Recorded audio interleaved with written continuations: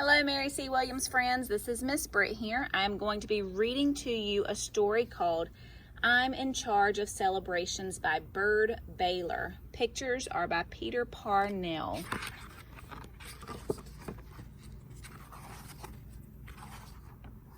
In celebration of Leah and Sarah.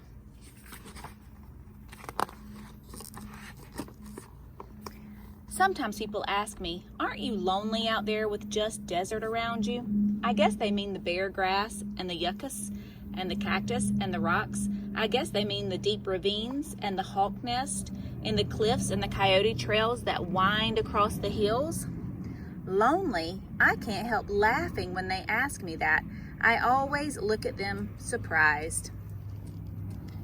And I say, how could I be lonely? I'm the one in charge of celebrations.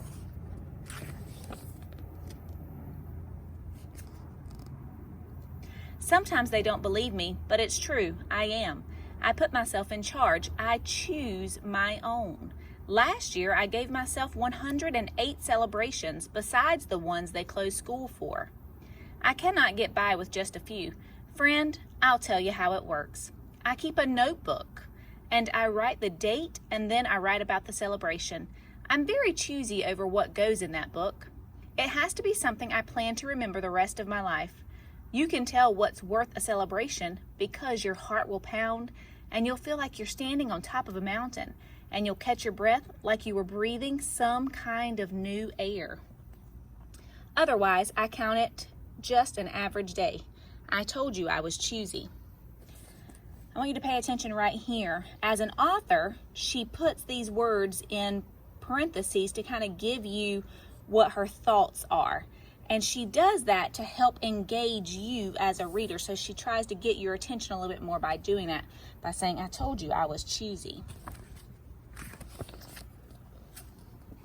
Friend, I wish you'd been here for Dust Devil Day, but since you weren't, I'll tell you how it got to be my first real celebration. You can call them whirlwinds if you want to. Me, I think dust devils just sounds better. Well, anyway, I always stop to watch them. Here, everyone does. You know how they come from far away, moving up from the flats, swirling and swaying and falling and turning, picking up sticks and sand and feathers and dry tumbleweeds? Well, last March 11th, we were all going somewhere. I was in the back of a pickup truck when the dust devils started to gather. You could see they were giants. You'd swear they were calling their friends to come too. And they came dancing in time to their own windy music. We all started counting. We all started looking for more. They stopped that truck and we turned around and around watching them all. There were 7. So these little she calls them dust devils, but they're really called whirlwinds. So she put in italics the actual name of it, which is whirlwind, but she just likes the sound of dust devils better, and I kind of like it too. At a time like that, something goes kind of crazy in you. You have to run to meet them yelling all the way. You have to whirl around like you were one of them, and you can't stop until you're falling down. And then all day you think how lucky you were to be there. Some of my best celebrations are sudden surprises like that. If you weren't outside at that exact moment, you'd miss them. I spend a lot of time outside myself, looking around. If you haven't realized, she's kind of finding everyday moments that she can celebrate that are happening in her life. I don't really see the point in celebrating a Dust Devil Day, but she did. And now, because she has celebrated it, I really like the idea of celebrating something like this, because these little whirlwinds or dust devils can happen very often where she lives in the desert. Once I saw a triple rainbow that ended in a canyon where I'd been the day before. I was halfway up a hill standing in a drizzle of rain. It was almost dark, but I wouldn't go in because of the rainbows, of course. And there at the top of the hill, a jackrabbit was standing up on his hind legs, perfectly still, looking straight at the same triple rainbow. I may be the only person in the world who's seen a rabbit standing in the mist, quietly watching 3 rainbows. That's worth a celebration anytime. I wrote it down and drew the hill and the rabbit and the rainbow and me. Now, August 9th is Rainbow Celebration Day. So she writes down these dates, and she saw something that she really enjoyed, and now she has a reason to celebrate that day. I have Green Cloud Day too. Ask anybody and they'll tell you clouds aren't green. But late one winter afternoon, I saw this huge green cloud. It was not bluish green or grayish green or something else. This cloud was green. Green as a jungle parrot. And the strange thing was that it began to take a parrot's shape. First the wings and then the head and beak. High in the winter sky, that green bird flew. It didn't last more than a minute. You know how fast a cloud can change? But I still remember how it looked. So I celebrate green clouds on February 6th. At times like that, I always think, what if I'd missed it? What if I'd been in the house? Or what if I hadn't looked up when I did? You can see I'm very lucky about things like that. Love it. Love how she celebrates things. And I was lucky on Coyote Day because out of all of the time, it had to be one moment. Only that a certain coyote and I could meet. And we did. Friend, you should have been here too. I was following deer tracks, taking my time, bending down as I walked, kind of humming. I hum a lot when I'm alone. There goes those thoughts again that she's giving us to kind of draw us in. I looked up in time to see a young coyote trotting through the brush. She crossed in front of me. It was a windy day and she was going east. In that easy, silent way, coyotes moved. She pushed into the wind. I stood there hardly breathing, wishing I could move that way. I was surprised to see her stop and turn and look at me. She seemed to think that I was just another creature following another rocky trail. That's true, of course. I am, another creature. So she's telling herself that she's a creature, which we all are. She didn't hurry. She wasn't afraid. I saw her eyes and she saw mine. That look held us together. So now this is Coyote Day because she's going to celebrate the day that she saw this coyote. Love it. Because of that, I never will feel quite the same again. So on September 28th, I celebrate Coyote Day. Here's what I do. I walk the trail I walked that day, and I hum softly as I go. Finally, I unwrap the feast I brought for her. Last time it was 3 apples and some pumpkin seeds and an ear of corn and some big soft homemade ginger cookies. The next day, I happened to pass that way again. Coyote tracks went all around the rock where the food had been, and the food was gone. Next year, I'll make it even better. I'll bring an extra feast and eat there too. So she brings a feast for the coyote. That's cool. And next year, she plans to make the celebration even bigger by bringing food for herself. Another one of my greatest of all celebrations is called the Time of Falling Stars. It lasts almost a week in the middle of August, and I wait all year for those hot summer nights when the sky goes wild.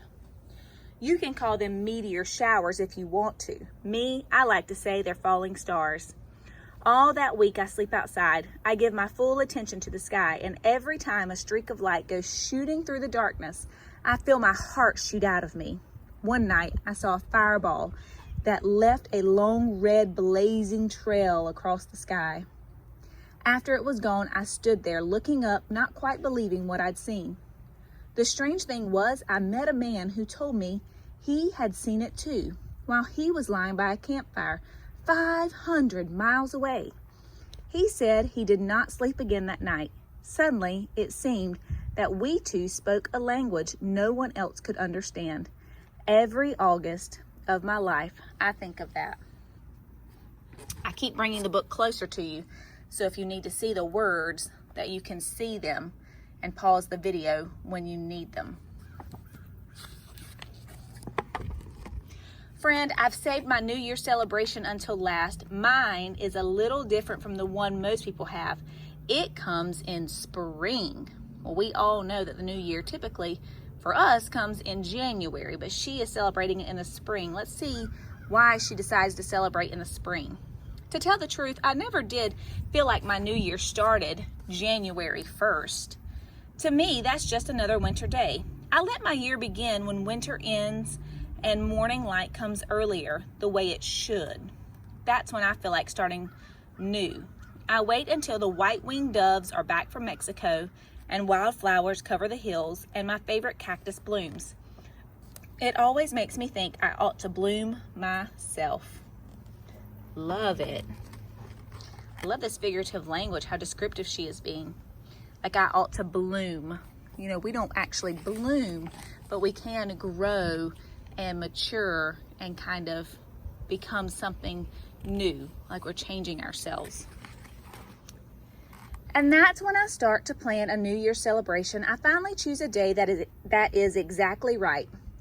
Even the air has to be perfect and the dirt has to feel good and warm on bare feet.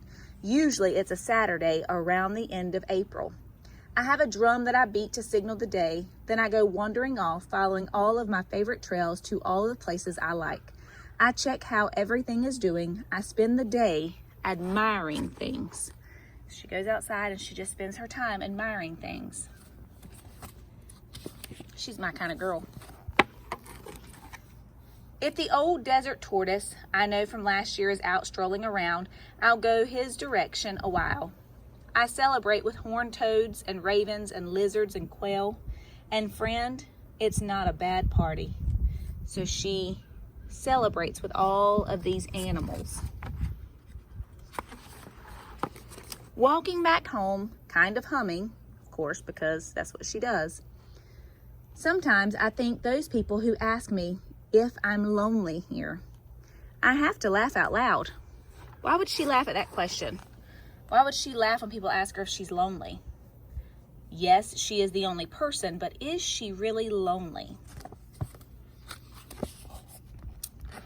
These are your questions that are going to be on your worksheet for you today. You need to do what these questions say. Let me fix my leg.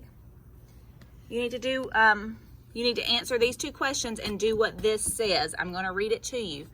Why do you think it is so important to celebrate the small things in our lives? You need to use some textual evidence, so you need to think about some things that were happening in the story and give me a little bit of that, but it is an opinion question. The only thing is you must write at least 2 to 3 sentences, and those sentences need to be complete thoughts and complete sentences. So when you proofread it, it should make complete sense to you, because I have been reading some things that do not make sense to me. You need to be using capital letters and punctuation the right way. You guys all have a computer or an iPad that can help you with spelling. Please use it. And then your second question is, do you think she was lonely? Why or why not? Do you think she was lonely is a short answer.